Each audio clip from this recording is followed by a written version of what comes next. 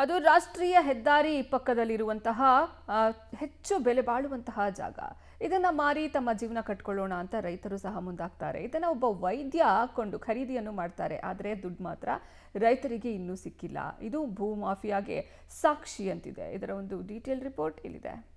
ಹುಬ್ಬಳ್ಳಿಯಲ್ಲಿ ಸಿನಿಮಾ ಶೈಲಿಯಲ್ಲಿ ಭೂಮಾಫಿಯಾ, ಪ್ರಭಾವಿಗಳಿಂದ ಬೀದಿಗೆ ಬಂದ ಅನ್ನದಾತರ ಬದುಕು, ಅಧಿಕಾರಿಗಳ ಮೂಲಕ ಬಡ ರೈತರಿಗೆ ಬೆದರಿಕೆ. ಯಾರದ್ದೋ ದುಡ್ಡು ಯಲ್ಲಮ್ಮನ ಜಾತ್ರೆ ಎನ್ನುವ ಮಾತು ಈ ಸ್ಟೋರಿಗೆ ಪಕ್ಕಾ ಸೂಟ್ ಆಗ್ತಿದೆ. ಯಾರದ್ದೋ ಜಮೀನು, ಯಾರದ್ದೋ ದುಡ್ಡು, ಮಜಾ ಮಾಡಿದ್ದು ಮಾತ್ರ ಪ್ರಭಾವಿಗಳು, ಏಜೆಂಟರು, ರೌಡಿ ಶೀಟರ್ಗಳು. ವಾಣಿಜ್ಯ ನಗರಿಯಲ್ಲಿ ಸಿನಿಮಾ ಶೈಲಿಯಲ್ಲಿ ಭೂಮಾಫಿಯಾ ಕೃತ್ಯ ಎಸಗಿದ್ದು, ಹೈವೇ ಪಕ್ಕದ ಕೋಟಿ ಕೋಟಿ ಬಂಗಾರದ ಬೆಲೆ ಬಾಳುವ ಜಮೀನು ಮಾರಾಟದಲ್ಲಿ ಮಾಫಿಯಾದ ಕಳ್ಳಾಟ ಬಯಲಾಗಿದೆ. ಜಮೀನು ಕೊಟ್ಟ ರೈತರಿಗೆ ಸೇರಬೇಕಿದ್ದ ಕೋಟಿ ಕೋಟಿ ಹಣವನ್ನ ಜಿಲ್ಲೆಯ ಪ್ರಭಾವಿ ಏಜೆಂಟರುಗಳು ನುಂಗಿ ನೀರು ಕುಡಿದಿದ್ದಾರೆ. ಈ ಬಗ್ಗೆ ಸಿಎಂ ಸಿದ್ದರಾಮಯ್ಯನವರಿಗೂ ದೂರು ನೀಡಲಾಗಿದೆ. ಹುಬ್ಬಳ್ಳಿ ನಗರ ತಾಲೂಕಿನ ಬಿಡ್ನಾಳ ವಿ ಹೋಬಳಿಯ ಸರ್ವೆ ನಂಬರ್ 22/5ರ 5 ಎಕರೆ 3 ಗುಂಟೆ ಜಮೀನು ಹುಬ್ಬಳ್ಳಿಯ ಮೋಹನ್ ನಂದಿಹಳ್ಳಿಯ ಮತ್ತು ಇತರೆ ಕುಟುಂಬಸ್ಥರಿಗೆ ಸೇರಿದ್ದಾಗಿದೆ. ಈ ಜಮೀನನ್ನ ಬರೋಬ್ಬರಿ 9 ಕೋಟಿ ಕೊಟ್ಟು ಡಾಕ್ಟರ್ ಮಹೇಶ್ ದೇಸಾಯಿ ಮತ್ತು ಆರತಿ ದೇಸಾಯಿ ಎನ್ನುವವರು ಜಂಟಿಯಾಗಿ ಖರೀದಿಸಿದ್ದಾರೆ.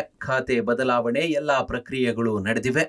ಡಾಕ್ಟರ್ ಮಹೇಶ್ ದೇಸಾಯಿ ಮತ್ತು ಆರತಿ ದೇಸಾಯಿ ಹೆಸರಿಗೆ ಜಮೀನು ಸಹ ಆಗಿದೆ. ಆದರೆ ಟ್ವಿಸ್ಟ್ ಏನು ಅಂದ್ರೆ ಮಾರಿದ ರೈತರಿಗೆ ಮಾತ್ರ ಇನ್ನೂ ಹಣ ಸಂದಾಯವಾಗಿಲ್ಲ. ಇದರ ಹಿಂದೆ ಹುಬ್ಬಳ್ಳಿಯ ಪ್ರತಿಷ್ಠಿತ ವ್ಯಕ್ತಿಗಳು, ಪ್ರಭಾವಿ ಏಜೆಂಟರು, ವೈದ್ಯರು, ರೌಡಿ ಶೀಟರ್ಗಳ ದೊಡ್ಡ ಕೈವಾಡವಿದೆ ಎನ್ನುವ ಆರೋಪ ಕೇಳಿ ಬಂದಿದೆ. ಮಹೇಶ್ ಮತ್ತು ಮೋಹನ್ ಮಾರಾಟ ಮಧ್ಯಸ್ಥಿಕೆಯನ್ನ ಮಹಮ್ಮದ್ ರಫೀಕ್ ಕಮಲಾಪುರ ಎನ್ನುವ ಏಜೆಂಟ್ ವಹಿಸಿಕೊಂಡಿದ್ದು, ಈತ ರೈತರಿಗೆ ಹಣ ನೀಡದೆ ಮೋಸ ಮಾಡಿ ಪರಾರಿಯಾಗಿರುವ ಆರೋಪ ಕೇಳಿ ಬಂದಿದೆ. ಮಹಮ್ಮದ್ ರಫೀಕ್ ಜೊತೆಗೆ ಹುಬ್ಬಳ್ಳಿಯ 6 ಜನ ಪ್ರಭಾವಿಗಳು ಸೇರಿಕೊಂಡು ಕೋಟಿ ಕೋಟಿ ಹಣವನ್ನ ತಮ್ಮ ಜೇಬಿಗಿಳಿಸಿದ್ದು, ಇತ್ತ ಭೂಮಿ ಕೊಟ್ಟ ರೈತರು ಬೀದಿಗೆ ಬಂದಿದ್ದಾರೆ. ಮಾತುಕತೆಯಂತೆ ಡಾಕ್ಟರ್ ಮಹೇಶ್ ಮತ್ತು ಆರತಿ 11 ಕೋಟಿ ಹಣವನ್ನ ಏಜೆಂಟ್ ರಫೀಕ್ ಮೂಲಕ ರೈತ ಮೋಹನ್ ಕುಟುಂಬಕ್ಕೆ ನೀಡಿದ್ದಾರೆ. ಆದರೆ ರಫೀಕ್ 1 ಕೋಟಿ ನಗದು ಹಣ ನೀಡಿ ಉಳಿದ ಹಣಕ್ಕೆ ಚೆಕ್ ನೀಡಿದ್ದ. ರೈತರು ಚೆಕ್ ಅನ್ನ ಬ್ಯಾಂಕ್ನಲ್ಲಿ ಹಾಕಿದಾಗ ಅದು ಬೌನ್ಸ್ ಆಗಿದೆ. ಇತ್ತ ರಫೀಕ್ ಫೋನ್ ಸ್ವಿಚ್ ಆಫ್ ಮಾಡಿ ಪರಾರಿಯಾಗಿದ್ದಾನೆ. ಈ ಬಗ್ಗೆ ಉಳಿದ ಪ್ರಭಾವಿ ಏಜೆಂಟರಿಗೆ ಪ್ರಶ್ನೆ ಮಾಡಿದ್ರೆ ರೈತರ ಕುಟುಂಬಕ್ಕೆ ರೌಡಿ ಶೀಟರ್ಗಳಿಂದ ಜೀವ ಬೆದರಿಕೆ ಹಾಕ್ತಿರುವ ಏಜೆಂಟರುಗಳು ಗನ್ ತೋರಿಸಿ ಅವರ ಬಾಯಿ ಮುಚ್ಚಿಸುತ್ತಿರುವ ಆರೋಪ ಕೇಳಿ ಬಂದಿದೆ. ಇನ್ನು ರೈತರು ಈ ಬಗ್ಗೆ ಘಂಟಿಕೇರಿ ಪೊಲೀಸ್ ಠಾಣೆಗೆ ದೂರು ನೀಡಲು ಮುಂದಾಗಿದ್ರು. ಹೀಗಾಗಿ ಈ ವಿಚಾರವಾಗಿ ರೈತರಿಗೆ ಸಹಾಯ ಮಾಡಲು ಪೊಲೀಸರು ಮುಂದಾಗಿದ್ರು. ಆದ್ರೆ ಪೊಲೀಸರ ಮೇಲೆ ರಾಜಕೀಯ ಒತ್ತಡ ಹಾಕಿಸಿ ಪೊಲೀಸರ ವಿರುದ್ಧವೇ ಸುಳ್ಳು ದೂರು ನೀಡುವ ಹುನ್ನಾರ ನಡೆದಿದೆ ಎನ್ನಲಾಗಿದೆ. ಪ್ರಕರಣ ಕೈಬಿಡುವಂತೆ ಒತ್ತಡ ಹಾಕುತ್ತಿರುವ ಆರೋಪ ಕೇಳಿ ಬಂದಿದೆ. ಇನ್ನು ಈ ವಿಚಾರದಲ್ಲಿ ಸಂಬಂಧವೇ ಇರದ ಕಾಂಗ್ರೆಸ್ ಪ್ರಧಾನ ಕಾರ್ಯದರ್ಶಿ ಗಿರೀಶ್ ಗದ್ದಿಗೆಪ್ಪಗೌಡ ಪೊಲೀಸರ ವಿರುದ್ಧ ಸಿಎಂ ಮತ್ತು ಪೊಲೀಸ್ ಮಹಾನಿರ್ದೇಶಕರಿಗೆ ದೂರು ನೀಡಿದ್ದು ಹಲವು ಅನುಮಾನಕ್ಕೆ ಕಾರಣವಾಗಿದೆ. ಮುನಪ್ಪ ನಂದಿಹಳ್ಳಿ ಅಂತ ಹೇಳಿ ಒಬ್ಬ ಬಡ ರೈತ, ಅವನಿಗೆ 2 ಮೂಕ ಮತ್ತು ಕಿವುಡು ಹೆಣ್ಮಕ್ಳು ಅದಾರ. ಅಂತ ಒಂದು ಪರಿಸ್ಥಿತಿ ಒಳಗ ಅವನು ಒಂತನ ಅಡಚಣೆಕ ಅವ ಹೊಲ ಮಾರಿದ್ರೆ ಬಿಡ್ನಾಳ ಗ್ರಾಮ ಸರ್ವೆ ನಂಬರ್ 22ರದ 5 ಎಕರೆ 33 ಗುಂಟೆ ಜಾಗ ಹುಬ್ಬಳ್ಳಿಯ ಖ್ಯಾತ ವೈದ್ಯರಾದ ಡಾಕ್ಟರ್ ಮಹೇಶ್ ದೇಸಾಯಿ ಅವರಿಗೆ ಅವರು ತಮ್ಮ ಹೊಲ ಮಾರಾಟ ಮಾಡ್ತಾರ. ಅದು ಮಾರಾಟ ಮಾಡಕ ಮಧ್ಯವರ್ತಿ ವಹಿಸ್ತಕ್ಕಂತ ದಿಲೀಪ್ ಸುತಾರ ಮತ್ತ ಅವ್ರ ಸಹೋದರ ಇನ್ನೊಬ್ಬ ಪ್ರವೀಣ್ ಸುತಾರ ಅನ್ನೋರು ಇಬ್ರು ಜೊತೆಗೂಡಿ ಅದನ್ನ ವ್ಯವಹಾರ ಮಾಡ್ತಾರ.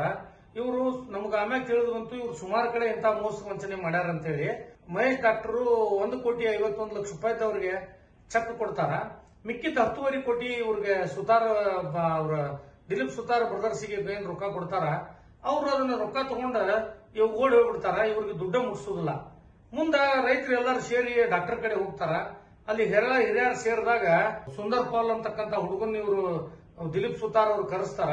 ಆ ಸುಂದರ್ ಪಾಲ್ ಬಂದವನ ಅವನ ಕಡೆ ಪಿಸ್ತೂಲ್ ತೆಗಿತಾನ. ಅವನ ಜೊತೆಗಿದ್ದಂತ ಗನ್ಮೆನ್ಗಳು ಪಿಸ್ತೂಲ್ ತೆಗಿತಾರ. ಎಲ್ಲಾರು ಹೆದರಿ ಹೋಗ್ತಾರ. ಅದಾದ್ಮೇಲೆ 10 ಹಲವಾರು ಸಾರಿ ಇವ್ರಿಗೆ ಭೇಟಿಯಾಗಕ್ ಹೋದ್ರೆ ಇವ್ರು ಸುತಾರ್ ಅವರು ಏನು ದಿಲೀಪ್ ಸುತಾರ್ ಬ್ರದರ್ಸ್ ಇಲ್ಲಿಂದ ನಾಪತ್ತೆ ಆಗ್ಬಿಡ್ತಾರ. ಒಟ್ಟಿನಲ್ಲಿ ನೇರವಾಗಿ ವ್ಯವಹಾರ ಮಾಡದೆ ಏಜೆಂಟರುಗಳ ಮೂಲಕ ಮಧ್ಯಸ್ಥಿಕೆಯಲ್ಲಿ ಜಮೀನು ಮಾರಾಟ ಪ್ರಕ್ರಿಯೆ ನಡೆದಿದ್ದು ಏಕೆ? ಪೂರ್ತಿ ಹಣ ಕೈ ಸೇರದೆ ರೈತರು ಹೇಗೆ ಜಮೀನು ಬಿಟ್ಟುಕೊಟ್ಟರು? ಪ್ರಕರಣದಲ್ಲಿ ಪೊಲೀಸರು ಯಾಕೆ ಬಲಿಪಶುಗಳಾಗ್ತಿದ್ದಾರೆ? ಪ್ರಕರಣದ ಹಿಂದಿರುವ ಪ್ರಭಾವಿ ಏಜೆಂಟರುಗಳು, ರೌಡಿ ಶೀಟರ್ಗಳ ಹಿಂದೆ ಇರೋರು ಯಾರು? ಈ ಬಗ್ಗೆ ತನಿಖೆ ಆಗಬೇಕಿದೆ ಎನ್ನುವುದು ರೈತರ ಆಗ್ರಹವಾಗಿದೆ. ಕ್ಯಾಮರಾಮನ್ ನಾರಾಯಣಗೌಡ ಜೊತೆಗೆ ಸುನಿಲ್ ಪಾಟೀಲ್, ಪಬ್ಲಿಕ್ ಟಿವಿ, ಹುಬ್ಬಳ್ಳಿ.